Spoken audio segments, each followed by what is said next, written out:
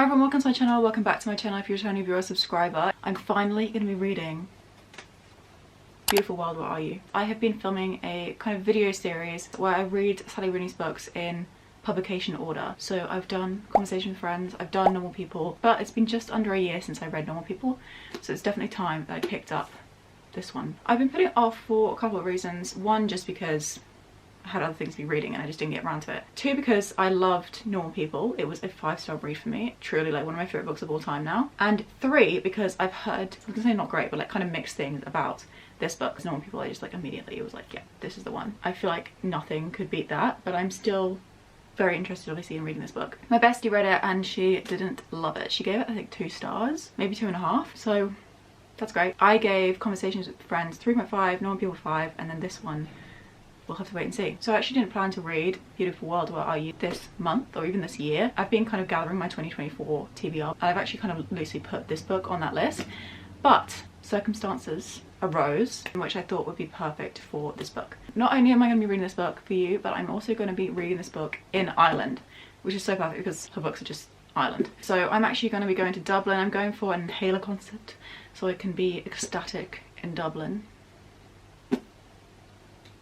If you know, you know. The place we're staying is a few minutes walk from Trinity College. It's a place where Sally Rooney herself went and where her characters go, and it's just like iconic. So I'm gonna go and visit all the sites, and I thought what better book to bring with me than Beautiful World, Where Are You? This video is gonna be completely spoiler free. Don't worry about it if you have not read this book. You just wanna watch a reading vlog, like all will be fine. There'll be no spoilers whatsoever, but I will tell you how I'm finding the book and how I feel it. I wanna get going with this video because I'm currently about an hour away from getting the train to then get the bus, to then get the train, to then get the plane tomorrow.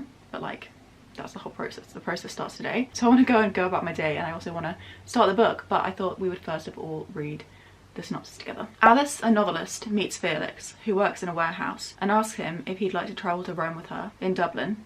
Her best friend Eileen is getting over a breakup and slips back into flirting with Simon, a man she's known since childhood. Alice, Felix, I really want to say Alex and Felix. Alice, Felix, Eileen and Simon are still young, but life is catching up with them. They desire each other, they delude each other, they worry about sex and friendship and the times they live in. Will they find a way to believe in a beautiful world? I feel like if this is going to work for me, it could really, really work, because I think it's going to touch on some more kind of philosophical themes. This is going to be the focus of the video, but the trip is about visiting Dublin and going to see Inhaler. Oh, I'm so excited. I'm seeing Inhaler tomorrow evening, which is crazy. Just think that like, not this time tomorrow, but like this time tomorrow, like a couple of hours, I'll be in Ireland and I'll be going to see one of my favourite bands. This is actually my 4th time seeing Inhaler, and they just get better and better every time, so I'm thrilled.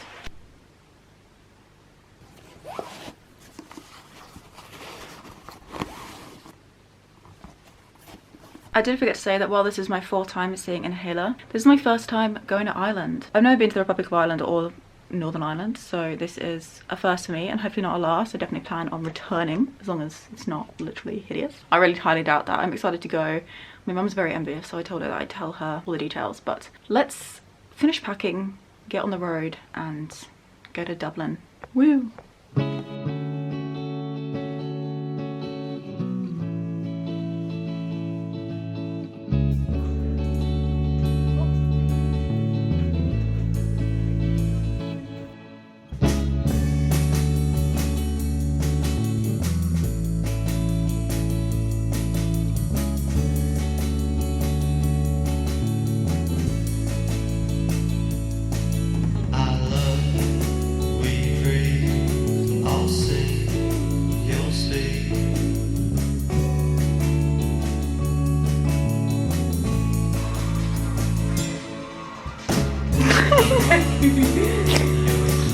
That's very rude.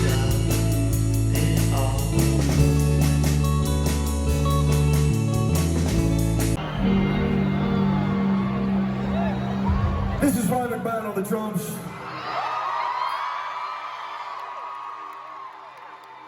He pretends like he doesn't, but you know he loves it. Scream again for him, come on. Jump up and down for him. That was good. I'll show you.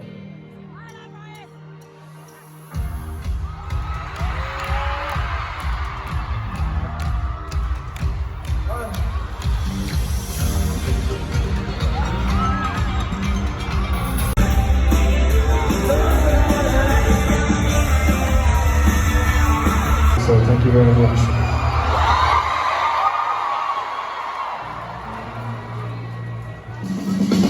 Want to do it again? All of you lined up outside, we love you. We love all you. It's nice to see you all. Let's do this again sometime. Why on the stage?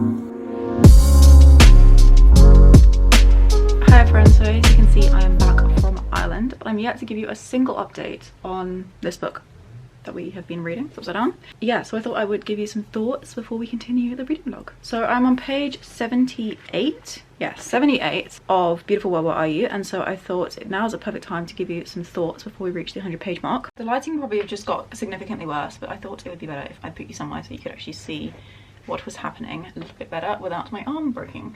So like I said, I'm on page 78 of this book, and that's chapter 9. This is very Sally Rooney. It feels like Sally Rooney, which I love because it's clearly like a 3.5 and a 5. Being a stingy rater, I'm clearly a bit of a fan of hers. The book kind of alternates between the different friends in this kind of group. The main thing is alternating between emails between Alice and Eileen, and then moments in real life where those characters are interacting with other people, but particularly the other two characters, Felix and Simon. The email chapters are very, very political. There are some like heavy discussions of various things in politics, but particularly guilt surrounding privilege, which makes a lot of sense seeing as Sally Rooney has said herself that she is a communist, being someone of like a similar age to these characters, existing very many privileges in the current world where I'm living at the same time as these people. It is relatable, but also some of the political talk is going a little bit over my head just because it is a lot, and I can see why various people would not have gelled well with that kind of concept. Those chapters do feel a little bit like it could have just been an essay rather than a novel, which is the one kind of critique I have with this book. There's also a lot of talk of being a novelist, because that's what Alice is, and she is clearly a little bit famous. Discussions of her kind of unhappiness of being like the center of her book's success, that kind of invasion of her personal space, just because of the kind of figure of the author being the character who sells the novels. That makes any sense. Something I studied a little bit in university. Again, feels like this is Sally Rooney just ranting a little bit, like as herself, not as the character of Alice. It's still interesting being able to kind of see clear insight into Sally Rooney, but like that being delivered through a character, though like I said, it's not very subtle. And then the last thing I would like to say is that reading this book in Ireland was perfection. What was that? Perfection. So good. There were so many moments. Even the last little bit I read it on the plane. Are you flying from Dublin? And I was literally on the plane flying out of Dublin as I was reading it, which was just so cool. One of the characters kind of like idea of Dublin, about like criticizing it for being so flat. There's this line that talks about this one feature in Dublin, which is the Point. Abby and I have been walking around Dublin exploring the streets.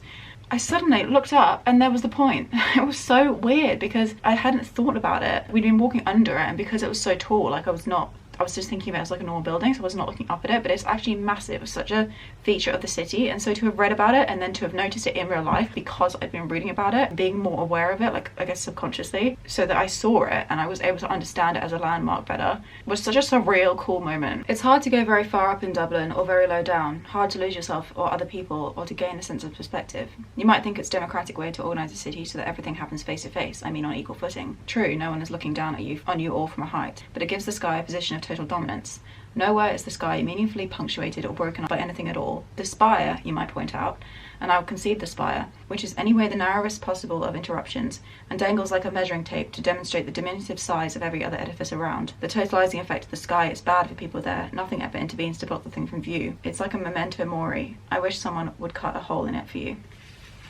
One of the problems is that Dublin is, and I mean literally and topographically, flat, so that everything has to take place on a single plane. Other cities have metro systems which add depth and steep hills or skyscrapers of height, but Dublin only has short, squat grey buildings and trams that run along the streets. It has no courtyards or roof gardens like continental cities, which at least break up the surface, if not vertically, then conceptually. So strange. So strange. I know that's not a hot take for me to be recommending you read a book set in the city you're visiting. It just was the most perfect example of this. When I was planning the trip to Ireland, I was thinking, oh, this would be perfect to do one of my videos where I read like a celebrity's favourite book. So I tried to look at the band Inhaler, who the whole trip was about, see if any of them had favourite books. Couldn't find anything. I know that they're readers, but I couldn't see any mention of any specific books. So then I was like, maybe I'll read Bono's autobiography, because he is the father of Elijah Houston, who's the lead singer in Inhaler. My mum was like, it's a shame you don't have an Irish novel to bring with you. And I was like, I do. I literally do. It's this. So very happy with my book choice, very happy with how the book is going. I'm excited to see kind of how the book progresses with those political conversations, because I feel like how much I'll enjoy this book is dependent on how those two aspects of the book kind of like align with each other, whether one is more dominating than the other, but we'll see. I'll keep you updated, and I'll see you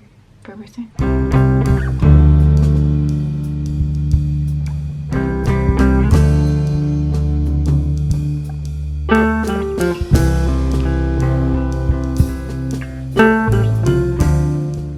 Friends, 100-page update in beautiful world. What are you? Yeah, I want to give you my 100-page update, and I also want to give you a little book haul of what I bought in Ireland. You know how it is, you find new charity shops, new bookstores, you have to explore them, and you inevitably come out with books you purchased. That's what now is going to be, but I thought we'll save the best for last. Update first and then we'll get into the haul. I only bought a couple of things, but I thought it'd be fun to share. Let me just get my notes up. I have been taking notes. I know my previous update was at 78 pages or something, around that mark anyway. I haven't read like a lot since then because I'm only on 100 pages. But actually within that time, my opinions have kind of like either changed or been kind of like cemented. So I do have quite a lot to say right now. So the first thing I want to say is that there's a lot of philosophical conversations in this book, like we've already discussed. There's particular emphasis on religion, and there's lots of judgment within those conversations, which I know is just reflective of things in real life. Just being like completely honest, some of it is a bit difficult to read, particularly as a person who has a faith. Some of the like misconceptions are things that I'm very familiar with, you know, like almost daily. They're things that I witness, or whenever I share my faith, there's like that level of judgment. It's also funny watching, It's also funny witnessing these characters interact when every single one of them has flaws. One of the criticisms with people who are quote unquote religious, I hate that word because that's not what my faith is about, but whatever. Let's just say that to make things simpler. If you're like, oh, treat people well, or follow this pattern and this routine of life, if that religious person is not sticking to those things, then that's because they don't know what they're talking about, when in actuality none of us are perfect. That's not what it's about. It is actually really interesting because you're seeing firsthand, I think it's Simon in this book who has a faith. He's a Christian, he might be Roman Catholic, I think. Seeing him have these conversations and get judged for his faith, seeing him also like make mistakes and treat people poorly and things like that, it's like directly confronting that thing about how like he in many ways should be this like perfect person but actually is just as flawed as the other three. This is a really difficult thing to discuss. I don't know, I think that's what I was trying to say with that point. There is so much sex. I don't know whether I can say that word on my channel without YouTube having a fit, but it's just true. There's so much of it. Almost every single scene other than the email chapters, meeting up to hook up, there's just a lot of that. So if you're not into that, then I feel like you might not like this. It's written in like a Sally Rooney way. It's more kind of like analytical over like a smutty like spicy book, but it is still quite descriptive. And honestly, I think that some of these chapters could have been cut because I don't think they're adding anything more to the story. Once we've had like 1 or 2 sex scenes and you kind of like get the point, 5 or 6 is pushing it a little bit. Sally Rooney still writes people in such a unique, complex way. Publishers market books nowadays as being like the Sally Rooney of today or the Sally Rooney of Australia or something like that. But I'm actually surprised more people don't copy her style. Honestly, I think her books have like the realist depiction of human relationships and human interactions, just like the human condition outside of perhaps some classics and some like fusions of fiction, non-fiction, semi-autobiographical kind of books. I think her writing style is amazing and I have no complaints with her. I don't ever get bothered by the lack of speech marks or anything like that. The moment she chooses to portray and the characters she decides to invent feel like literally any single person I could meet being a girl living in this area of the world in her 20s. I've definitely had to kind of warm up into the email chapters. I don't love them completely. I prefer some over the others. It depends on what the subject matter is about, how fully like engaged I am with the story in the current time. But I think that for the most part they have more worth than they don't. Does that make any sense? I like their inclusion. I do think that I would love to see an essay collection from Sally Rooney. I think that would be amazing. I know she feels comfortable within fiction, but I think perhaps because of just how like non-fiction this book reads, how like autobiographical it reads, I could see her doing something like that in the future. So there we go, there's my 100-page update for Before What Are You? Ooh! Literally an idiot. I'm enjoying it. Lots to think about. Okay, island tour. Went to Chapters, which is this bookstore in Ireland. It's absolutely massive. Spent so long in there. They gave you a bookmark when you checked out. We've got, who's this? James Joyce in the back there. Life is too short to read a bad book.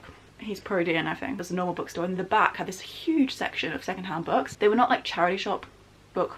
What? They were not charity shop prices, but they were still discounted, and I found a couple of things that I wouldn't have found in a regular bookstore, I feel like. Definitely not in England. So first up I got Prozac Nation, Young and Depressed in America by Elizabeth Wurtzel with a new afterword. Elizabeth Wurtzel writes with her finger on the faint pulse of an overdiagnosed generation whose ruling icons are Kurt Cobain, Xanax and pierced tongues. Her famous memoir of her bouts with depression and skirmishes with drugs is a witty and sharp account of the psychopharmacology of an era for readers of Girl Interrupted and The Bell Jar. I haven't read either of those, but I haven't read either of those books. I own The Bell Jar. Young and Depressed, kind of real, so I thought this would be good.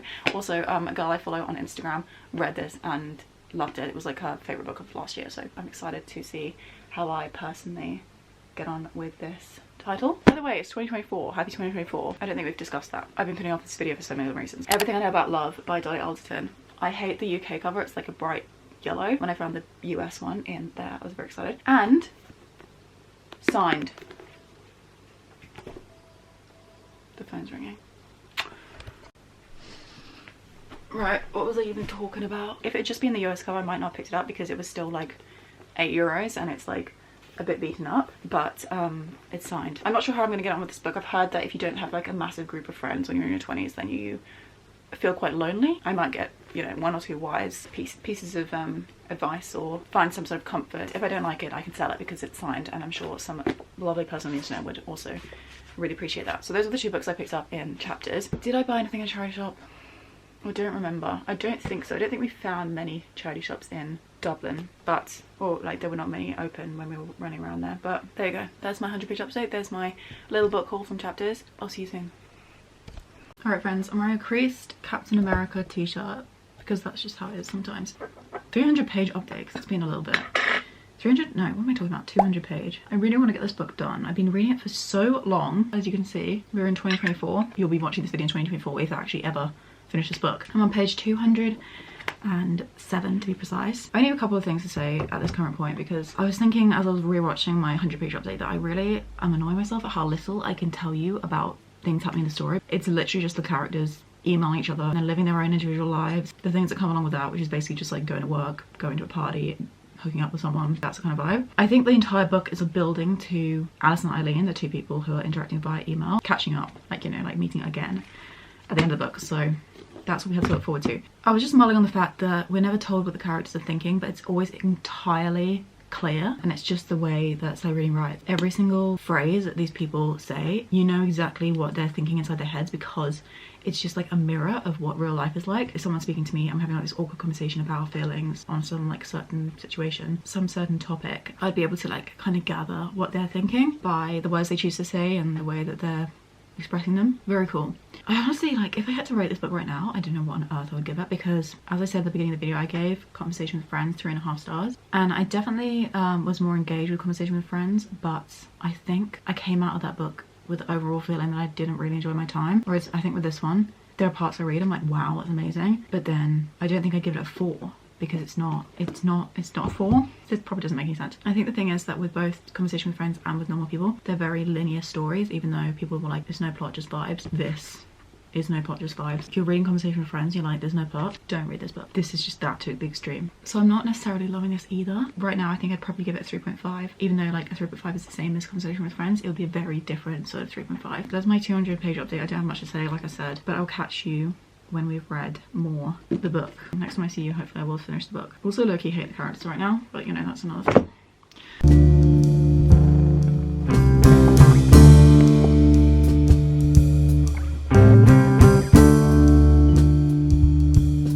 Having a bad friendship, it keeps separating, but I want to wrap up this vlog because people, we finished the book. I know it's kind of crazy. I'm also not wearing the makeup. I think I haven't been wearing makeup in the previous few clips. I don't feel like it basically. Why is my phone?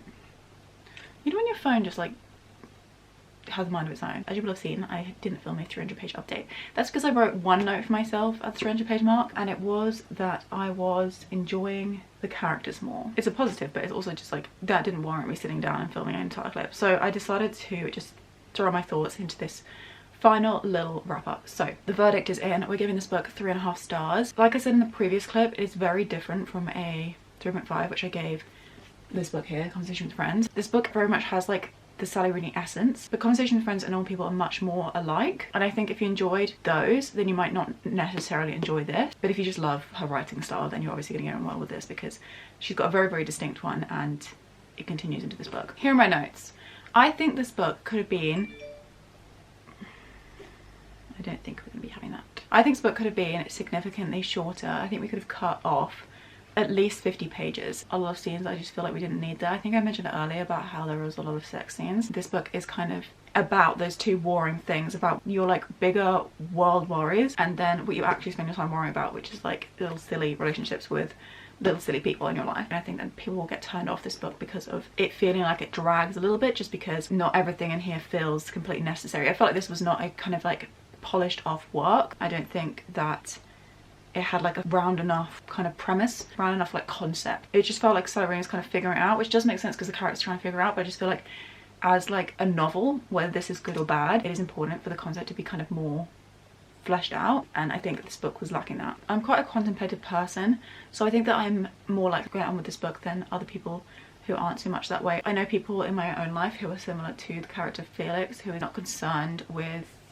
discussing things that kind of matter to him in terms of like his personal feelings about things. And I think if you're that sort of person, then I feel like you might not like this book unless, you know, you identified yourself within his character. For people who get like bogged down in the way that they think and they feel, definite comfort. And there was some scenes at the end I found very difficult to read because like of how highly I related to them. While it is difficult to read those, I think it is also reassuring that you're not just going insane. It is like what life could look like as someone who is our age. There you go, those are my thoughts on Beautiful World, What Are You? I'd probably put this second in terms of her books. I'd go Normal People, Beautiful World, What Are You, Conversation with Friends. Normal People still obviously my favourite till the day I die. I'm really, really intrigued to see what direction Sally Rooney heads in with her next novel, but I haven't heard about anything even in the works at this point, so I don't think we're going to get something for a long while. I couldn't tell you what she will come out with. Like I said, I would love an essay collection, but I think we're probably going to get another novel, and I'm not sure what that will look like. But yeah, thank you so much for watching the video. Thank you so much for being here. I plan on annotating this book. I put little dots in it. I just didn't do it for some reason. I think that's really stupid of me. I need to go do that. But yeah, thank you for your presence and your time. If you enjoyed the video, give that thumbs up. Let me know that you did. I hope you enjoyed coming along with me to Ireland. I love the structure of like pairing a book with a location. I've done that previously, like when I read Blanche Tristesse, and I did like a beach trip within that video. I think that makes the video more enjoyable to watch, but I also think as the reader in this situation, it kind of like sets the tone for the story. Bye bye.